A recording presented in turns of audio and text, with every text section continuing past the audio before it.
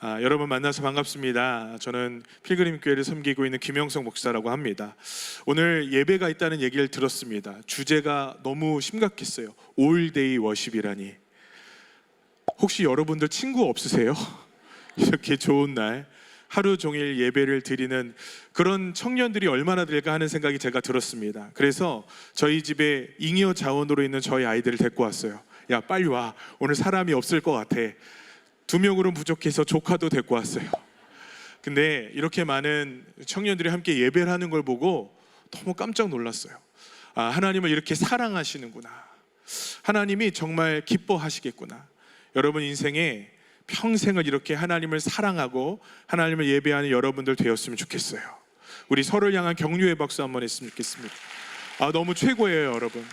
그리고 우리의 예배를 받으시는 하나님께 영광의 박수 한번 돌리겠습니다. 할렐루야. 저는 오늘 여러분과 함께 아직 멈출 때가 아닙니다. 아직 멈출 때가 아닙니다라는 제목으로 말씀 나누겠습니다. 여러분 2023년에 항저우 아시안 게임이 있었어요. 여러분 보셨어요? 거기에 보면요, 처음으로 그 롤러스케이트 계주가, 남성 계주가 이제 결승으로 올라갔던 적이 있습니다. 그때 우리나라가 3000m를 거의 압도적인 힘으로 돌아서 거의 1등을 할 뻔했어요. 여러분 기억나실지 모르겠어요. 그래서 압도적인 1등이기 때문에 마지막 주자였던 그 선수가 한 10m쯤을 남겨두고요, 허리를 펴요. 그리고 손을 막 흔들면서 들어옵니다. 이제 1등 했다는 거죠. 그런데 비극이 잠시 후에 시작됩니다. 2등이었던 대만 선수가 이를 악물고 들어오더니 끝까지 포기하지 않고 발을 하나 내밀었어요. 그리고 순식간에 등수가 바뀌게 되었습니다. 그걸 보고 우리나라 사람들이 얼마나 좌절을 했던지, 그리고 그 선수가 참 많은 비난을 당했습니다. 저는 오늘 그 선수를 비난하고 싶은 마음에 이 이야기를 시작한 게 아닙니다.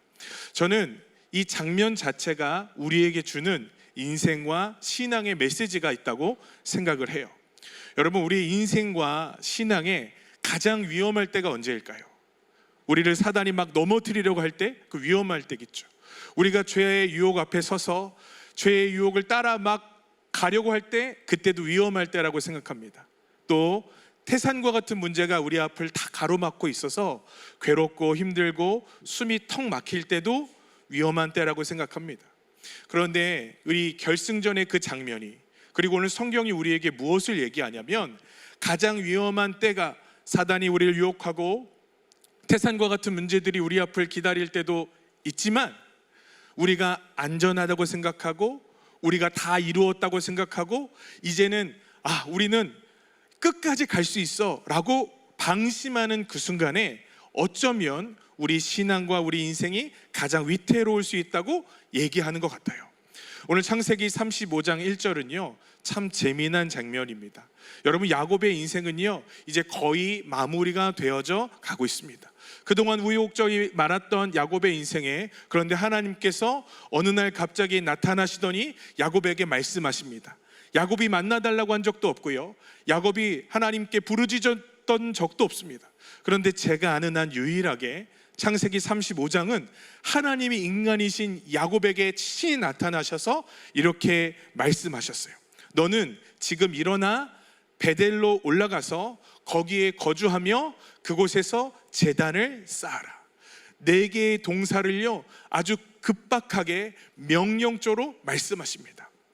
여러분, 성경에서 왜 이렇게 하나님께서 급박하게 야곱의 인생에게 찾아오셨을까를 한번 물어봐야 돼요.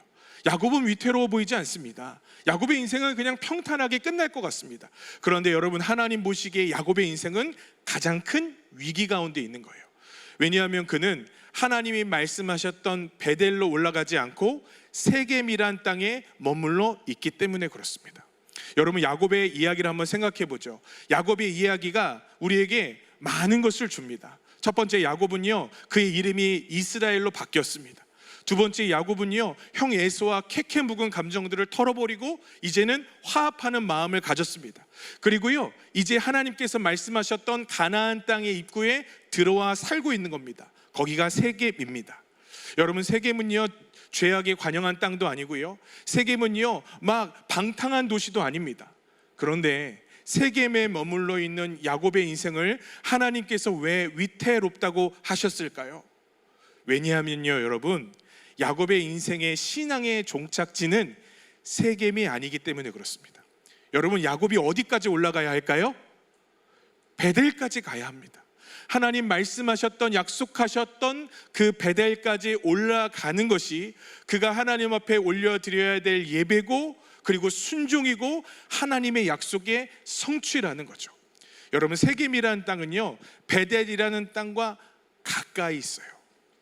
거의 도착했지만 온전히 도착하지 못했고, 거의 왔지만 완전히 도착하지 못했어요.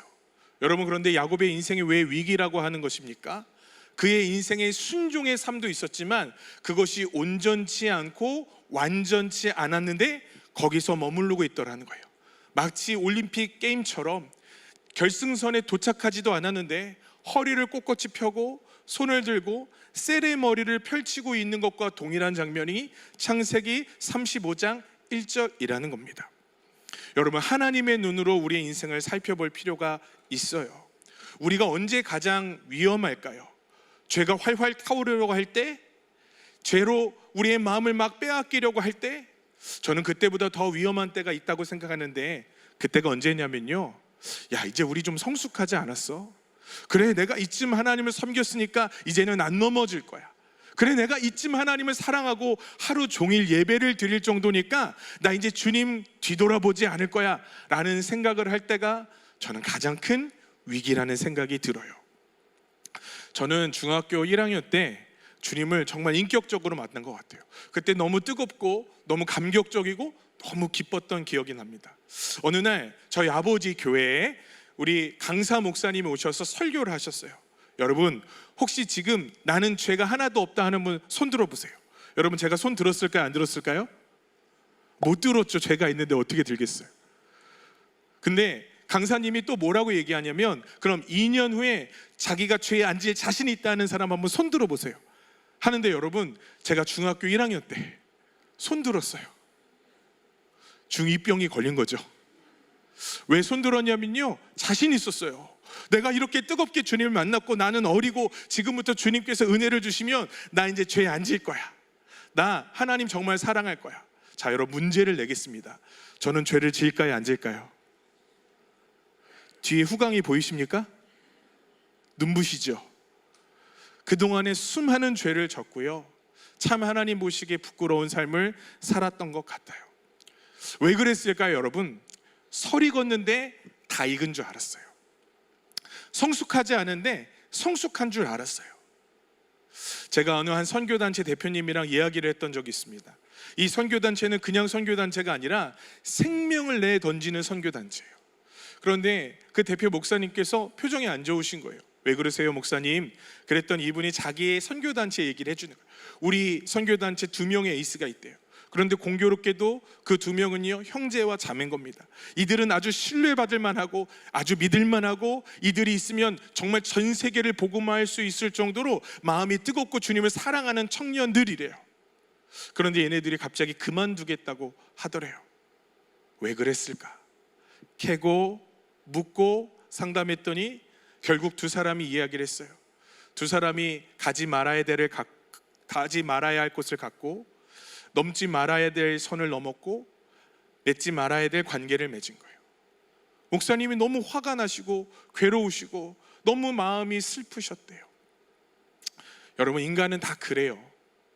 그런데 이 2사람이 넘어졌다고 비난하는 것이 아니라, 저는 이들이 왜 넘어졌을까 하는 생각을 마음 깊이 새겨놔요. 그들은 스스로 안전하다고 생각했을 거예요. 내가 선교단체 오른팔이야. 내가 선교단체 왼팔이야. 내가 주님 얼마나 사랑하는 줄 알아? 저기 모태신앙들보다, 저기에 나이든 성도들보다 우리가 어쩌면 생명 다해 주님을 더 사랑해. 여러분, 그런데 사단의 비수 같은 화살은요, 그들이 가장 안심하고 있을 때, 그들이 가장 자신만만하고 의기양양하고 있을 때 그들의 심장을 관통하더라는 거예요. 하루 종일 예배하는 여러분, 주님을 사랑하는 여러분, 저는 여러분들이 꼭 가졌으면 좋겠는 한 가지 마음이 있어요. 우리 평생 주님을 의지하십시다. 우리와 주님 사이가 멀어지는 것을 용납하지 말고 나는 믿음의 어른이야, 나 뜨거워, 나 주님 사랑해 라는 마음에 일찍 축포를 터뜨리지 말고요, 그래 나는 넘어질 수 있지, 그래 나는 주님 없으면 아무것도 아니지, 나 은혜 아니면 아무것도 아니지 라는 마음이 여러분 마음 가운데 깊이 자리 잡았으면 좋겠어요. 오늘 우리의 문제는요, 신앙의 분투를 너무 일찍 멈췄어요. 이쯤이면 된다고 생각하는 거예요. 우리는 다음 단계로 나아가야 한다고 생각하고 있어요. 더 깊은 어떤 신학적인 지식으로, 더 깊은 영적인 비밀로 나아가야 한다고 얘기하고 있어요. 아니에요, 여러분. 우리 주님께서 우리를 사랑하시고 회개하고 복음을 믿으라고 전해주셨던 그 말씀이 우리가 평생을 붙잡아야 할 말씀이라는 거죠. 오늘 본문으로 다시 돌아가십시다. 하나님이 야곱에게 무엇을 명하셨어요? 너는 일어나서 그 자리에 머물러 있지 말고 베델로 올라가서 거기서 제단을 쌓아라. 한번 따라해 볼까요? 일어나 거기서 제단을 쌓아라. 여러분, 오늘 주님께서 우리에게 뭐라고 말씀하시는 줄 아세요? 우리의 신앙의 여정 지금 이대로 만족하지 말라고 하시는 거예요. 이대로의 여정에 만족하지 말고 우리 주님께서 우리를 이끌어 주시는 더 거룩하고 더 정결하고 더 깊은 곳으로 우리의 신앙의 여정을 끝까지 가라라고 우리 주님께서 우리에게 권면하고 계신 거예요. 신앙의 여정을 살다 보면 넘어질 때도 있고 뒤로 나자빠질 때도 있는 것 같아요. 제가 군목이었을 때 어느 한 목사님으로부터 어느 군 생활을 하는 형제 얘기를 들었습니다. 여러분, 이 사람은요 사랑하는 자매가 있었습니다. 그런데 사랑하는 자매랑 이제 연애를 하다가 그만 군대로 끌려가게 된 거예요. 그리고 군 생활을 열심히 하고 있는데 갑자기 사랑하는 여자친구로부터 연락이 안 되는 겁니다. 그리고 부대에서 이상한 전화 한 가지를 받게 돼요.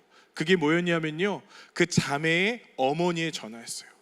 내 딸이 지금 애를 출산하게 되었는데 내 딸의 인생을 망친 너를 평생 저주할 거야 하고 전화를 끊어버렸답니다. 여러분, 이 형제가 너무 괴로웠어요. 그래서 특별 휴가를 받고 무작정 고향으로 찾아가서 그 병원을 수소문해서 아이와 산모를 보려고 했어요. 그런데 문전박대 당했습니다. 그리고 온갖 욕과 저주를 다 당하고 말았어요. 그는 호텔방으로 들어가서 고주망태가 되도록 술에 취했고 다음 날 부대를 복귀해야 됐어요. 그의 부대가 강원도였는데 강원도에 있는 이제 목적지에 내려야 되는데 내리기가 싫더래요. 그래서 그는 지나쳐 서울로 올라가게 되었습니다. 그는 탈영한 거예요. 여러분, 보통 병사들이 탈영을 하면요 열흘이면 다 잡힌대요. 근데 이 사람은 무려 10년이나 잡히지 않았어요. 그의 인생은 10년 동안 멈춰져 있었습니다. 그는 아주 의지를 사용해서 바득바득 일을 갈며 살았습니다. 통장 개설도 못하고요, 휴대폰도 못 쓰고요, 그가 마음대로 할 수 있는 건 아무것도 없었어요. 그래서 겨우 그는 막노동을 하며 그렇게 하루하루를 버티고 10년을 살았어요. 10년. 여러분, 그의 인생이 행복했을까요? 그의 인생이 즐거웠을까요? 그의 인생이 저 밑바닥에 10년쯤 떠내려갔던 어느 날 그는 작은 시골의 교회를 다니게 되었습니다. 여러분, 그런데 거기서 예수님을 만났어요. 그의 모든 삶의 저주와 손가락질을 끊으시고 그를 사랑하신다는 우리가 들었던 그 복음의 메시지를 10년 동안 도망다니던 그 도망자가 들었어요. 여러분, 그가 그리고 어떻게 결단했는 줄 아세요? 그가 자신을 기다리고 처벌하기로 지금 기다리고 있는 그 부대로 돌아가기로 결정했어요. 아니, 그가 평생을 기다리셨던 하나님께 그의 삶을 맡기기로 결단했어요. 여러분, 10년 동안 멈춰졌던 그의 삶은 이제 가장 밑바닥으로 떨어지는 것 같았습니다. 그는 처벌받고 평생 그의 인생이 낙인으로 찍혀져 평생 감옥 갈 줄 알았어요. 그런데 여러분, 그의 남은 군 생활만 채우고 그는 모범 병사로 전역하게 되었어요. 제가 이 이야기를 들으면서 참 많은 생각을 했습니다. 멈춰져 있는 신앙들에게 우리 주님께서 꼭 말씀하시는 것 같아요. 어떤 이유 때문인지 모르겠어요. 어떤 아픔 때문인지 모르겠어요. 어떤 죄 때문에 멈춰져 있는지 모르겠어요. 여러분, 그런데 그거 아세요? 다시 일어나라고 우리를 불러주시는 주님의 음성이 있어요. 야곱에게 그러셨던 것처럼 너는 일어나서 거기서 제단을 쌓아라. 여러분, 우리의 신앙이 멈춰져 있다면 그건 정지된 게 아니라 조금씩 퇴보하고 있는 겁니다. 그런데 여러분, 복된 소식이 있어요. 야곱이 어떻게 다시 시작했습니까? 아까 우리가 읽었던 말씀에 보니까 세겜 상수리 나무 아래에다가 그의 모든 장신구와 우상을 내려놨다고 얘기하고 있어요. 여러분, 세겜 상수리 나무는요, 저는 아주 특별한 의미가 있다고 생각합니다. 세겜 상수리 나무는요, 흔히 보여지는 일상이에요. 왜 세겜 상수리 나무 아래 묻었을까요? 너무나 구별하기 어려울 정도로 흔한 나무예요. 그의 삶이에요. 그저 앉아 있었던 자리예요. 주님은 일어나라고 말씀하시면서 뭐라고 말씀하시냐면, 너 특별한 곳에 가지 않아도 돼.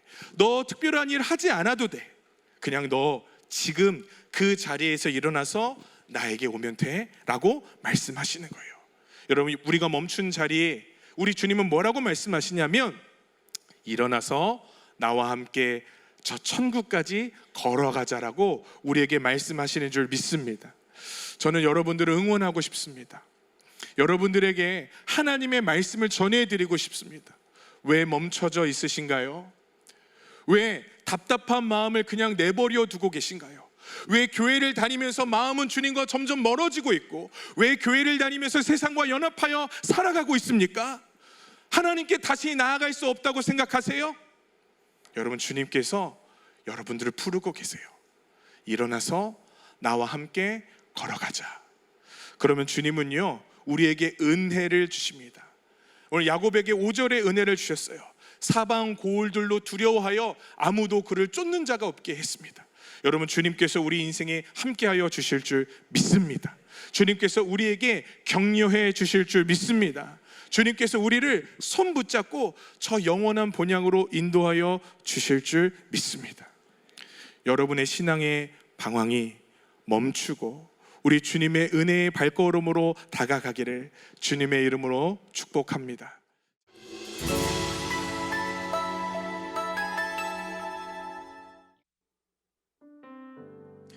네, 여러분과 함께 이 찬양이 있으면 좋겠는데요. 저에게 이 집회를 앞두고 어느 한 청년이 전화가 왔습니다. 이 메시지라는 설교를 듣고 저에게 어느 청년이 연락을 와서 하나님께서 자기를 어떻게 부르시고 하나님께서 자기를 어떻게 이끄시는지 다양한 목사님들과 또 멘토들을 만나서 도전받고 싶다고 이렇게 얘기를 하더라고요. 왜 그런지 물었더니 아마 작은 신앙의 방황이 있었던 것 같습니다. 근데 제가 그때 권면을 드렸어요. 뭐라고 권면을 드렸냐면, 다른 사람의 얘기와 설교를 듣는 것도 너무 중요하지만 우리 형제님에게 주님께서 주시는, 지금 삶에서 주시는 그 말씀을 부여잡고 그 말씀과 함께 일어나 걸어가는 것이 더 중요한 것 같습니다 라고 권면을 드렸어요. 여러분, 하나님께서 우리에게 이미 이길 힘을 주셨는 줄 믿습니다. 그 자리에서 일어나서 주님께서 말씀하셨던 그 길을 걸어갈 수 있는 힘을 우리에게 주셨어요. 그 약속을 믿고 오늘 우리의 삶에서 넘어진 자리에서 우리 함께 일어났으면 좋겠어요. 우리 이 찬양하고 함께 기도했으면 좋겠습니다.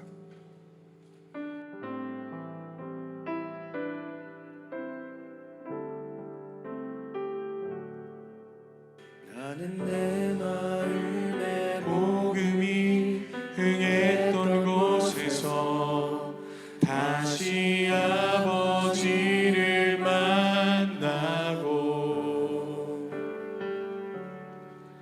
주님 내 마음에 연약한 눈물의 끝에서 또 나를 반겨주시네. 작다 생각했던 그의 부르심 다시 나를 회복해 하시네. 다시 일어나 주를 예배하니 내 모든 기쁨이 되리. 그의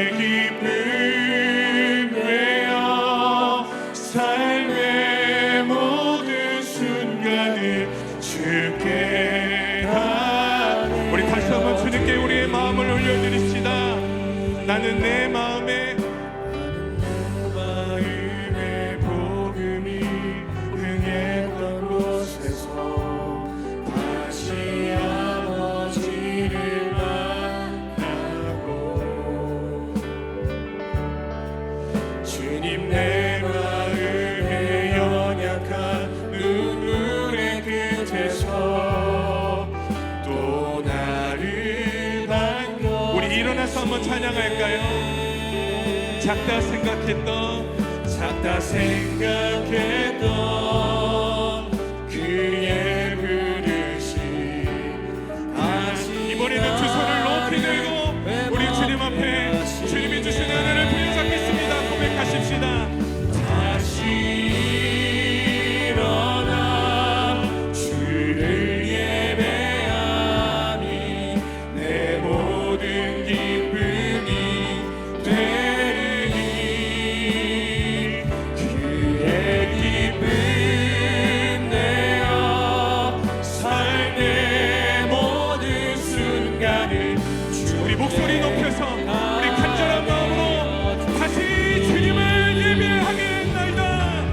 다시 일어나 주를 예배하니 내 모든 기쁨이 되리니 그의 기쁨 되어 삶의 모든 순간을 주께 다.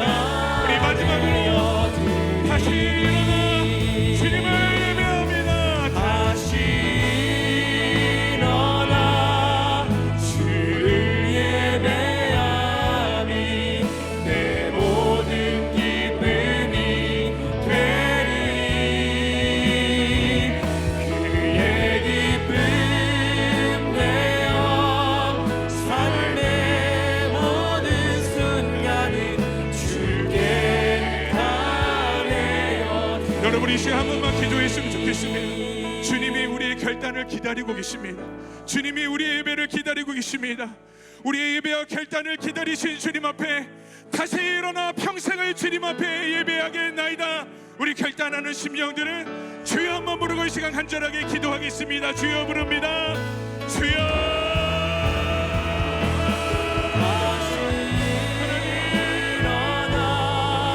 평생의 주님만을 예배하며 살겠습니다. 주님 나를 포기할 것이 없다.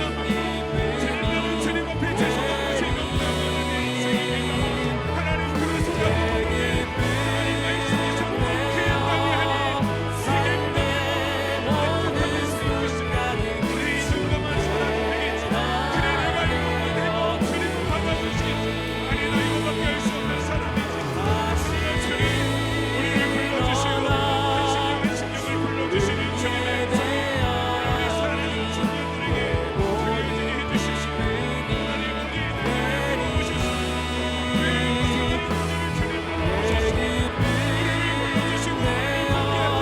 주님 우리 사랑하는 예배자들과 우리 사랑하는 청년들과 함께 끝까지 걸어갈 힘을 이 시간에 허락하여 주옵소서.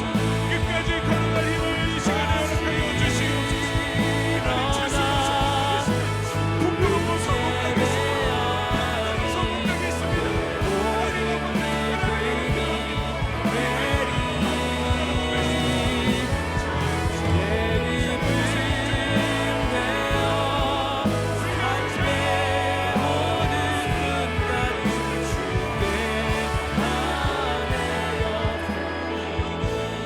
하나님 죄송해서 못 갈 때가 많고 부끄러워서 못 드릴 때가 많고 주님 나는 안 된다고 생각하며 그저 세겜 땅에 머물러 있는 것이 우리의 신앙의 평생이었던 적이 많았습니다. 그러니 오늘 우리의 이름을 불러주시옵소서. 아담의 이름을 불러주셨던 것처럼 야곱과 이스라엘의 이름을 불러주셨던 것처럼 우리의 이름을 불러주셔서 일어나 나와 함께 가자라고 말씀해 주십시오. 주님이 손 내밀어만 주신다면, 주님이 우리에게 그 음성만 들려주신다면 주님 우리 일어날 수 있을 것 같습니다. 그런 우리들을 향해 우리 주님께서 이렇게 말씀하시겠죠. 아니다, 나는 너희들을 기다렸다. 일어나 나와 함께 가자. 오늘 내미신 손을 붙잡기 원하는 모든 사랑하는 예배자들과 주님의 자녀들에게 함께하여 주시옵시고, 오늘 이 예배를 통하여 끝까지 걸어갈 수 있는 힘을 얻는 하나님의 능력과 은혜가 임하는 이 시간 되게 하여 주옵소서. 예수 그리스도의 이름으로 기도했습니다. 아멘. 아멘. 이 프로그램은 여러분의 미디어 선교 후원으로 제작되었습니다. 선교는 사명, 후원은 동역. 당신도 복음을 전할 수 있습니다. 선교 후원 02-6333-1000번